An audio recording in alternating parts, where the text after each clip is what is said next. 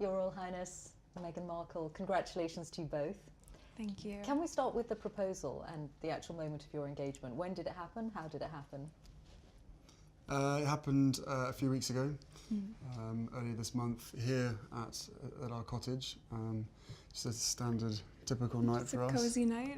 What were we doing? Just roasting chicken and Roasting having a chicken, trying to roast a chicken. trying to roast a chicken, and it was just an amazing surprise. It was so sweet and natural and very romantic. He got on one knee. Of course. Was it an instant yes from you?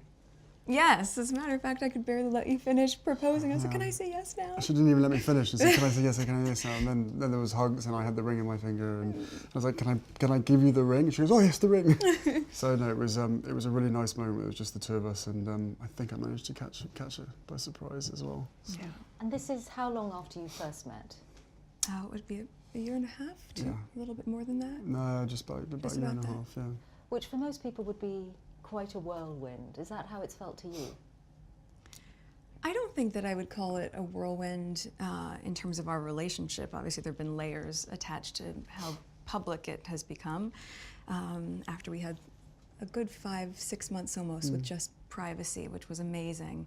But no, I think we were able to really have so much time just to connect, and we never went longer than 2 weeks without seeing each other, even though we were obviously doing a long-distance relationship. So it's we made it work. How did you first meet? Yes, we first met. We were introduced actually by a mutual friend, who We should protect her privacy protect and her not privacy, reveal yeah. too much of that. And but it was literally through her, and then we met once and then twice back to back, 2 dates in London. Last July, Yes. beginning of July, and then it was, I think, about 3, maybe 4 weeks later that I managed to persuade her to come and join me in Botswana, and we camped out with each other under the stars, and she came and joined me for 5 days out there, which was absolutely fantastic. So then we were really by ourselves, which was crucial to me, to make sure that we had a chance to get to know each other. Yeah. But the friend who introduced you, was she trying to set you up? Yes, it was definitely a setup. It was a blind date. It was a blind date, And for sure. and it's so interesting because we talk about it now, and even then, because I'm from the States, you don't grow up with the same understanding of the royal family, and so while I now understand very clearly there's a global interest there, I didn't know much about him, and so the only thing that I had asked her when she said she wanted to set us up was, I had one question. I said, "Well, is he nice?" Because if he wasn't kind, it just didn't seem like it would make sense. And so we went and met for a drink, and then I think very quickly into that we said, "Well, what are we doing tomorrow? We should meet again." What are we doing tomorrow? Let's meet again. And then it was like, right, diaries. We need to get the diaries out and find out how we're going to make this work, because I was off to Africa for a month. She was working, and we just said, right, where's the gap? And the gap happened to be in the perfect place. So how much did you, Prince Harry, know about Meghan? Had you seen her on TV? No, I'd never even heard about her until this friend said Meghan Markle. I was like, right, okay, give me a bit of background. what's going on here? So no, I'd never watched Suits. I'd never heard of Meghan before, and I was beautifully surprised when I walked into that room and saw her, and there she was sitting there. I was like, okay, well, I'm going to really have to up my game here. I'm going to sit down and and make sure I've got a good chat.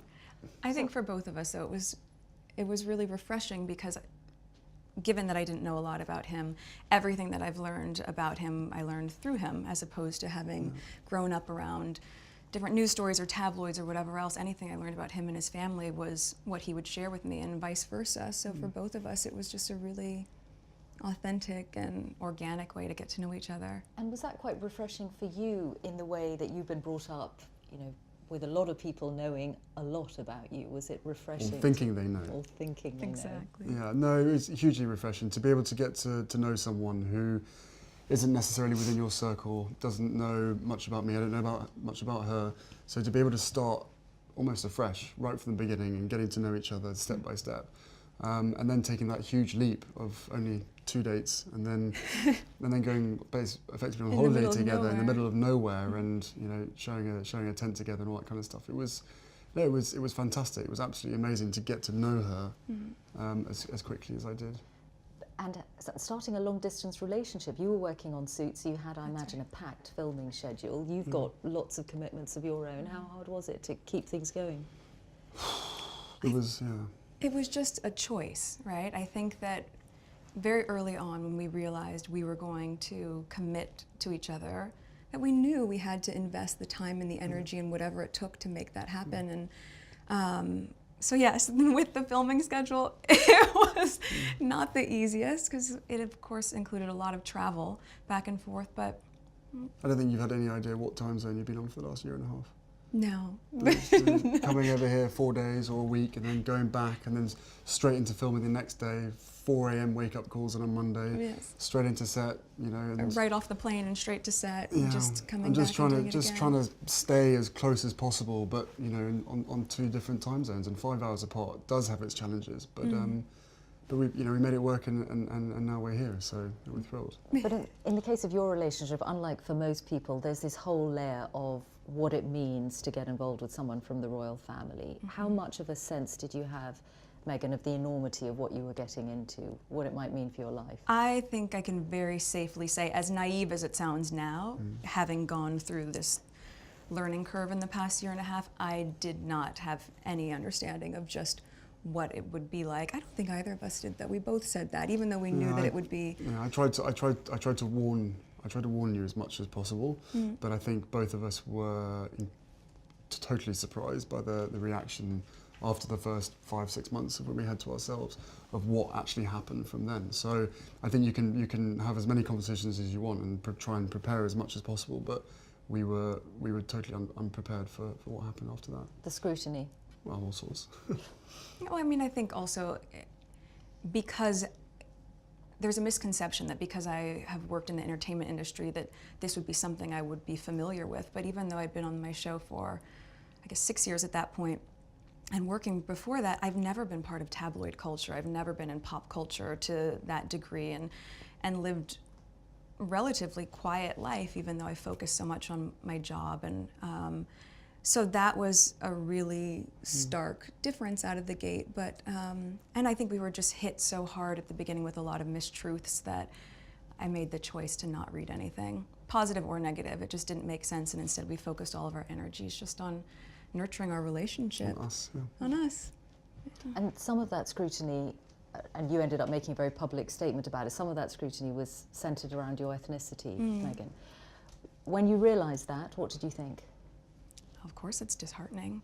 You know, it's a shame that that is the climate in this world, to focus that much on that, or that would be discriminatory in that sense. But I think, you know, at the end of the day, I'm really just proud of who I am and where I come from, and we have never put any focus on that. We've just focused on who we are as a couple. And so when you take all those extra layers away and all of that noise, I think it makes it really easy to just enjoy being together and tune all the rest of that out.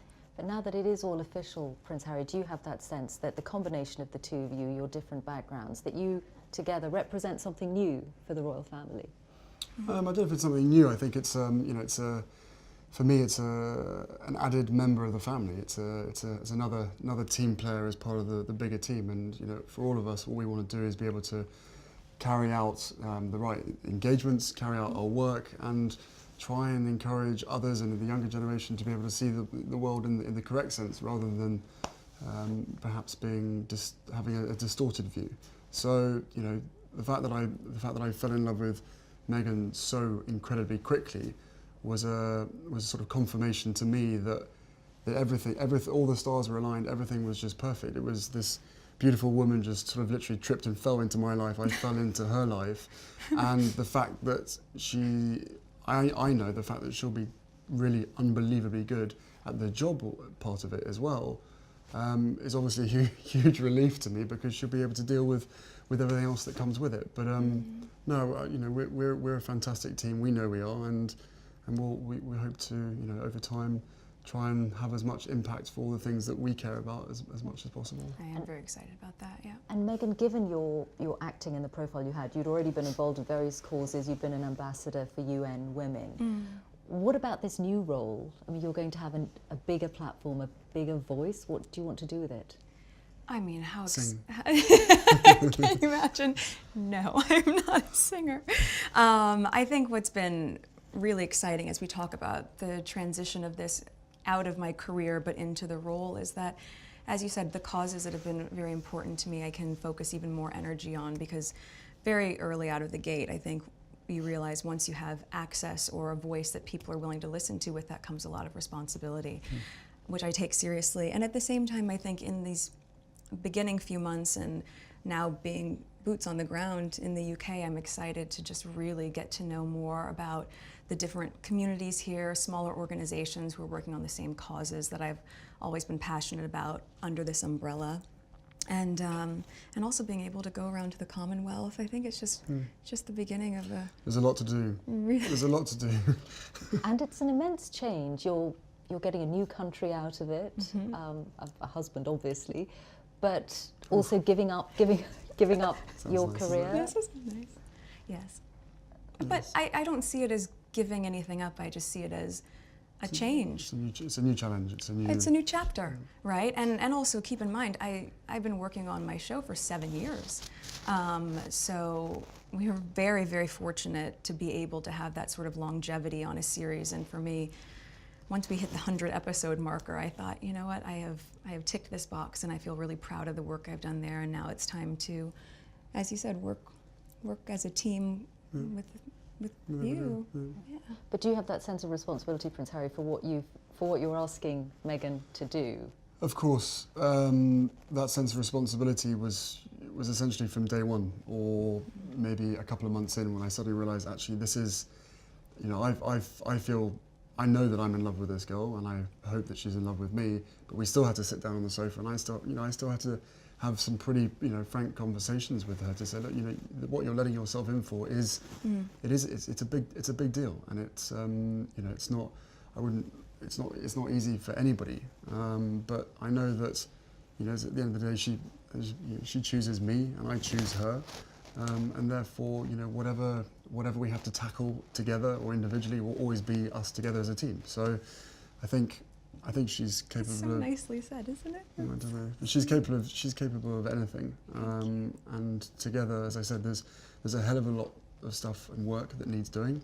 At the moment, for us, it's going to be making sure that our relationship is always put first. But no, look, both of us have passions for wanting to make change for good, and with lots of young people running around the Commonwealth, that's where we're going to spend most of our time, hopefully. And it was really one of the first things we connected on. It was one of the first things we started talking about when we met, was just the different things that we wanted to do in the world and how passionate we were about seeing change. I think that was, that's what got date 2 in the books, probably. Plenty to talk about. Children? Not currently, no. No, of course, I think one step at a time, and hopefully we'll start a family in the near future.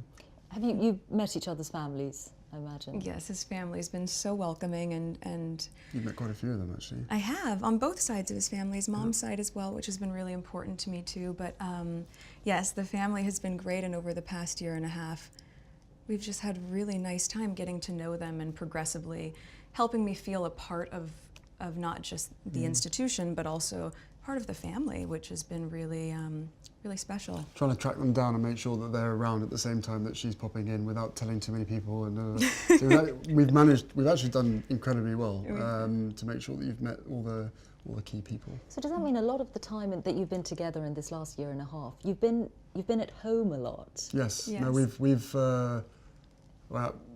we had to sort of reverse the whole process, and cozy nights in front of the television, cooking dinner with just the two of us by ourselves in our little cottage, rather than going out for dinner and being seen in public. So we reversed the whole process, which is it's provided different opportunities, and it's made us a hell of a lot closer in a shorter space of time. That's true. That's without question. So if anybody else at home is listening, then maybe slow down on the dates and maybe spend more time at home.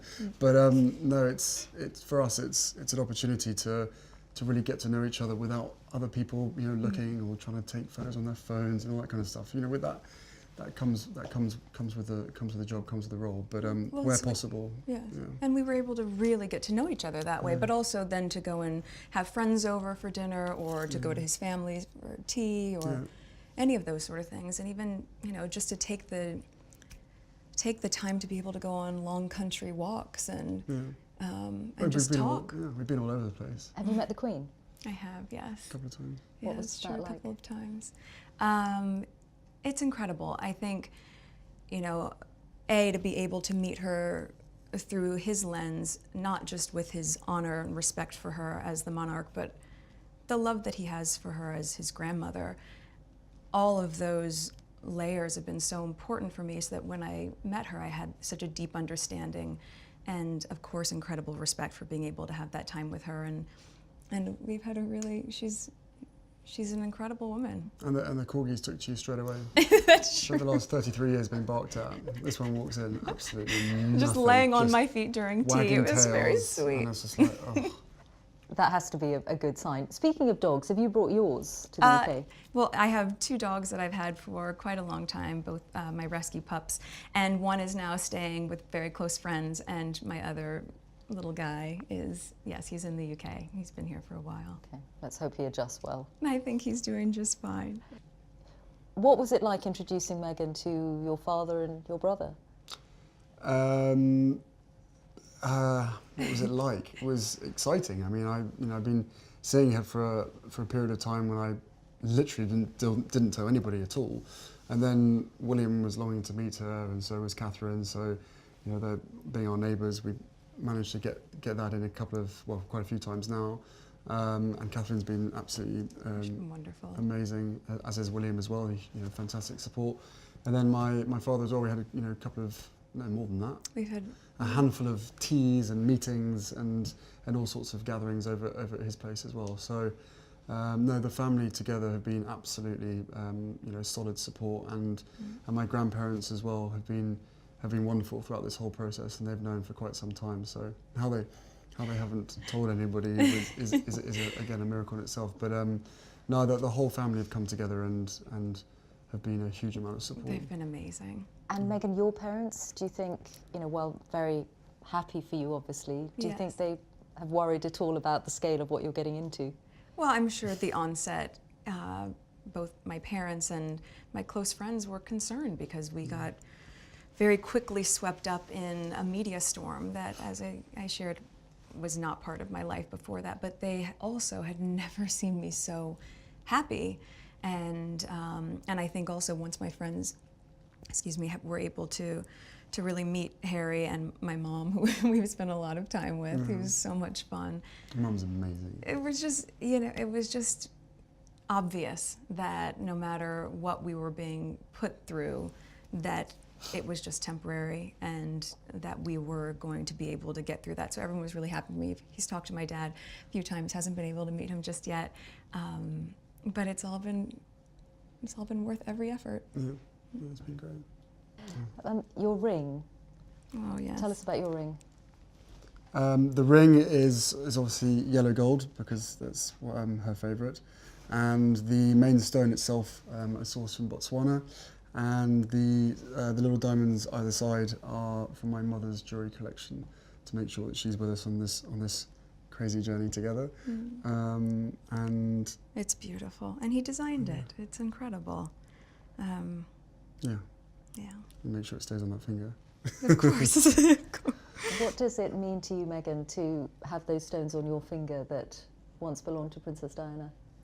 I think everything about Harry's thoughtfulness and the inclusion of that, and obviously not being able to meet his mom, it's so important to me to know that she's a part of this with us, and I think in being able to meet his aunts and also to be like Julia and just different people who are so important to his mom, I'm able to in some way know a part of her through them, and of course through him, and it's incredibly special. And to be able to have this, which sort of links where you come from, and Botswana, which is important to us, and it's perfect. What do you think your mother would have thought of Meghan or said about Meghan? Oh, they'd be thick as thieves, without question. I think she would be over the moon, jumping up and down, you know, so excited for me. But then, as I said, would have probably been best friends with Meghan. So no, it is days like today when I really miss having her around and miss being able to share the happy news. But you know, with the ring and with everything else that's going on, I'm sure she's with us. I'm sure she's with us. Yeah, you know, jumping up and down somewhere else. Prince Harry, Meghan Markle, thank you both very much. Thank you so much. Thank you very much.